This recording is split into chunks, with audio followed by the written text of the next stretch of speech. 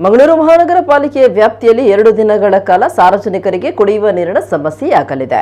April 27ರಿಂದ April 29ರ ಬೆಳಗಿನವರೆಗೆ 48 ಗಂಟೆಗಳ ಕಾಲ ನೀರು ಸರಬರಾಜು ವ್ಯತ್ಯಯಗೊಳ್ಳಲಿದೆ ಅಂತ ಪಾಲಿಕೆಯ ಪ್ರಕಟಣೆ ತಿಳಿಸಿದೆ. ನಗರಕ್ಕೆ ನೀರು ಸರಬರಾಜು ಮಾಡುವ ತುಂಬೆ ಡ್ಯಾಂನಲ್ಲಿ ತಾಂತ್ರಿಕ ಕಾಮಗಾರಿ ಕೈಗೊಳ್ಳುವ ಹಿನ್ನೆಲೆಯಲ್ಲಿ ಏಪ್ರಿಲ್ 27ರಂದು ಬೆಳಗ್ಗೆ 6 ಗಂಟೆಯಿಂದ ಏಪ್ರಿಲ್ 29ರ ಬೆಳಗ್ಗೆ 6 ಗಂಟೆಯವರೆಗೆ 48 ಗಂಟೆಗಳ ಕಾಲ ನೀರು ಪೂರೈಕೆ ಸ್ಥಗಿತಗೊಳಿಸಲಾಗುತ್ತೆ. ಡ್ಯಾಮಿನ ಯಂತ್ರ ಸ್ಥಾವರದಲ್ಲಿರುವ ಕೊಳವೆ ದುರಸ್ತಿ ಕಾಮಗಾರಿ ಮತ್ತು ಪಂಪ್ಸೆಟ್ನ ಹೆಡರ್ ಬದಲಾವಣೆ ಹಾಗೂ ಇತರ ಪೂರಕ ಕಾಮಗಾರಿ ಕೈಗೆತ್ತಿಕೊಳ್ಳಲಾಗಿದೆ. ಇದರಿಂದಾಗಿ ನೀರು ಪೂರೈಕೆಯನ್ನು ಸ್ಥಗಿತಗೊಳಿಸಲಾಗುತ್ತಿದೆ ಅಂತ ಪಾಲಿಕೆ ತಿಳಿಸಿದೆ.